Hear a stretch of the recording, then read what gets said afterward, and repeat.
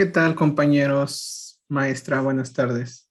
Mi nombre es Francisco Javier San Juan y voy a hablarles sobre el estándar para documentación de pruebas de software.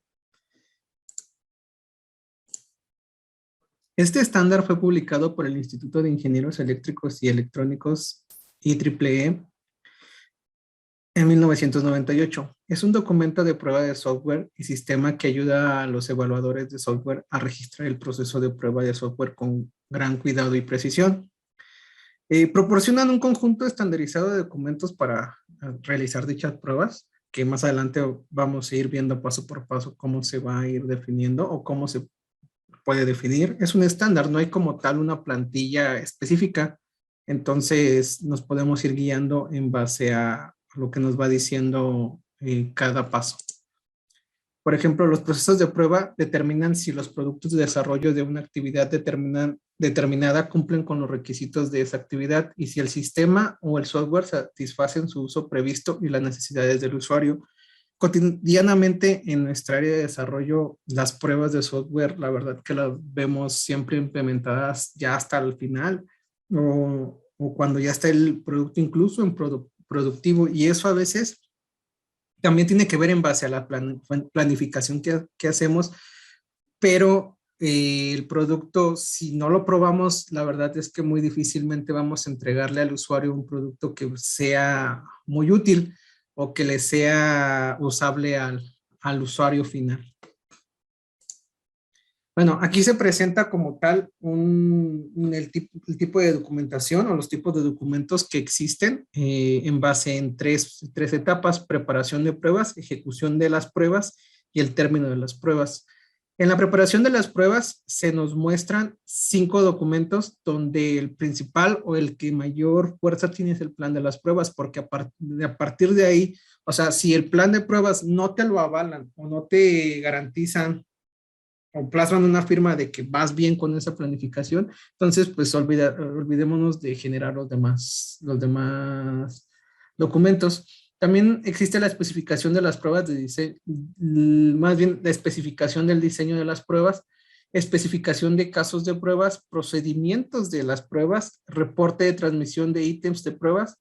Y en el segundo paso, que es la ejecución, o sea, en el primero, como se mencionaba, el plan de las pruebas o la preparación de las pruebas tiene que llevar un proceso de aceptación para después hacer la ejecución, que es nuestra segunda etapa. En la ejecución tenemos que estar guardando un log. Es como cualquier otro sistema que utilizamos cotidianamente, o más bien que estemos monitoreando su funcionamiento, que guardemos la información de cada paso o cada acción que realice nuestro sistema dentro de un log. Igual, al aplicar las pruebas, tenemos que guardar ese log de qué prueba se ejecutó y los resultados que se obtuvieron. También el reporte de los incidentes de las pruebas, o sea, al final, en base a todos los logs que tenemos, podemos hacer un reporte final de todo lo que sucedió a través de estas pruebas. Y para finalizar, tenemos la tercera etapa, que es el término de las pruebas, donde se plasma un reporte general de las pruebas obtenidas o el resultado de las pruebas que se hicieron a nuestros productos. Bueno, aquí vamos a hablar el plan de pruebas, el documento 1. El documento eje es es donde se desarrollan las pruebas. Se describe el alcance, el enfoque, recursos, calendarización de actividades de prueba, se identifica los ítems y características a probar, identifica las tareas de prueba a desarrollar, los responsables de cada tarea y los riesgos asociados. En el segundo documento, que es la especificación del diseño de pruebas, se determina qué se necesita para ser probado. Se determina también cómo sería una prueba exitosa y se deriva de los requerimientos. O sea, al final de cada requerimiento vamos a sacar el tipo de prueba que vamos a hacer y vamos a determinar también en base a qué va a ser exitosa esta prueba. La especificación de la prueba tiene que tener valores exactos de entrada y otros que se requieran, valores exactos de salida y cambios del sistema esperados. También tiene que estar especificado los pasos que vamos a ejecutar durante la prueba. El procedimiento de prueba. Se describe o el tester ejecutará físicamente la prueba y los pasos necesarios. En el documento 5, reporte de transmisión de ítems de prueba, describe los ítems para prueba, dónde encontrarlos y da la aprobación para la liberación. Garantiza al tester de que los ítems están listos para ser probados. A partir de aquí, ya tenemos todo, o sea, ya formamos la base para realizar nuestras pruebas y ahora sí vamos a comenzar a ejecutarlas. En el documento que va a ser el log de pruebas. El log de pruebas, como mencionaba, registra los detalles sobre qué casos de pruebas se han ejecutado, en qué orden y sus resultados. También identifica si hay inconformidades, se levanta o actualiza algún reporte de incidentes. El reporte de incidentes. Este reporte de incidentes nos describe los detalles encontrados cuando la prueba no pasó. O sea, al final, a través del log de pruebas también, si no pasa, nos describe cómo es que el por qué no fue superada esta prueba. Sin embargo, no solamente aplica en las pruebas que no pasaron, sino que también, si es necesario, aplica en las pruebas que sí fueron determinadas o que sí fueron aceptadas.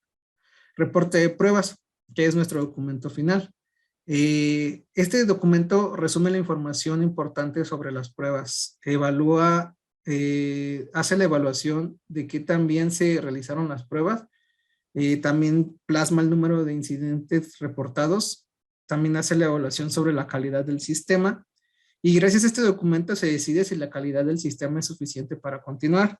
Es decir, tenemos como 2 etapas de aprobación dentro de nuestro plan de pruebas o nuestra ejecución de nuestras pruebas.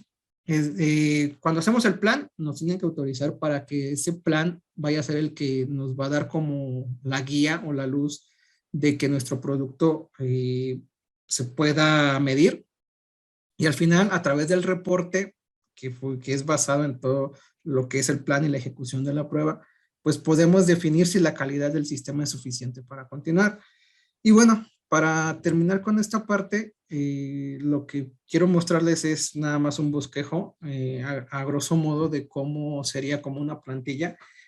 Como mencionaba, es un estándar. No te dicen, ¿sabes qué? La plantilla tiene que ser azul. Bueno, no logré identificar esa parte, pero sí te dice qué puntos debe de llevar la documentación. Entonces, en cuestiones de temas visuales o de cómo se administran, cómo los generas, pues ya depende de cada uno, de cómo quiera hacerlos.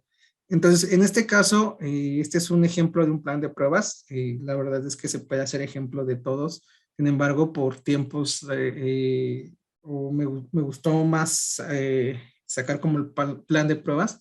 Entonces, tenemos que darle un nombre en base a nuestro producto. Tenemos que tener la versión, la descripción, donde ya anteriormente dijimos que íbamos a poner los ítems a probar, características a ser probadas y características que no se van a probar. Porque también es importante mencionar que dentro del producto podemos ir avanzando y hay características que ya se pueden haber probado o que se pueden omitir. El enfoque es de la estrategia a utilizar en las pruebas y del proceso de pruebas. O sea, es como el proceso que le vamos a dar o en qué vamos a enfocar esta prueba. El casos de pruebas. Esta sección resume e incorpora por referente al plan de pruebas, diseño de pruebas individuales, especificaciones de casos de pruebas, especificaciones de procedimientos y los resultados de las pruebas, las tareas que se van a aplicar a las pruebas al sistema, requerimientos de ambiente, define las herramientas necesarias para la automatización de las pruebas, hardware y software, y lugar para aplicarlas. O sea, al final, nosotros también tenemos que determinar cómo se va a aplicar dichas pruebas. O sea, a veces en ciertos software, si seguimos hablando de software, a veces es necesario hacer pruebas no solamente de software, sino de hardware. Y el hardware lo podemos ver que en nuestro caso o en mi experiencia, tenemos usuarios que utilizan dispositivos PC o tablets, entonces tenemos que tener un plan de pruebas para las PCs y un plan de pruebas para las tablets. Entonces, aquí es donde definimos dónde se va a aplicar o cómo se va a aplicar estas pruebas en los requerimientos de ambiente. Las responsabilidades, define a quién le pertenece cada parte del proceso de pruebas. es decir, los que van a estar involucrados dentro de nuestra prueba a aplicar. La planificación, fecha de inicio, citos, completaciones, es decir, pues cuándo sucedió, si se inició, se terminó, etc. Riesgos y contingencias, qué puede fallar, qué cosas fueron asumidas, qué se puede hacer si un problema mayor ocurre. O sea, tenemos que tener como un plan B si, por ejemplo, vamos a hacer una prueba y no tenemos tablet, pues tenemos que tener la manera de poder implementarlo. Algo que se me ocurre de momento es que podemos hacer una simulación de una máquina virtual con una tablet, que en la actualidad ya es posible. Entonces, si no se cuenta con una tablet física, podemos probar con una tablet a nivel de software, pero son riesgos que tenemos que considerar. Y la aprobación, que es lo más importante, o sea, determina quién debe aprobar y revisar el plan, porque al final, esta es la persona que va a dar la cara en cuanto a los resultados obtenidos de todo este plan de pruebas. Y que en lo personal, muchas veces tenemos esa desafortunada situación de que ni siquiera aplicamos un plan de pruebas. Nuestro plan de pruebas es pasar, no sé, uno o dos flujos, y con eso a veces determinamos que el producto está hecho. Sin embargo, cuando sale en productivo y lo empiezan a utilizar las personas que realmente tienen, pues lo utilizan cotidianamente, pues ahí es cuando se ve el problema. O más bien, cuando se determinan más cosas que uno puede obviar y que nunca van a dar resultados o se van a mostrar si no implementamos un plan de pruebas. Y bueno, compañeros, pues gracias por su atención, y esto es todo de mi parte. Muchas gracias.